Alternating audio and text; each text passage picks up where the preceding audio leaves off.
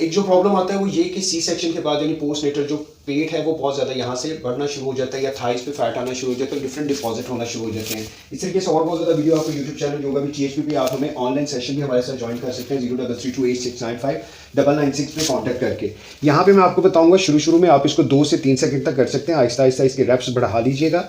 और यहाँ पे आपका जो पेल्विक एरिया है, आपका कोर एरिया है, ये स्ट्रांग होगा, आपकी हिप स्ट्रांग होगी और फैट्स भी यहाँ से रिड्यूस होंगे। तो यहाँ पे दोनों शोल्डर और इस तरीके से इनको ऐसे रखते हुए इस तरीके से आपने इसको ऐसे उठाना है। आपके यहाँ पे प्रेशर आएगा, यहाँ पे पेल्विक एरिया पे, आपके कोर मसल्स पे।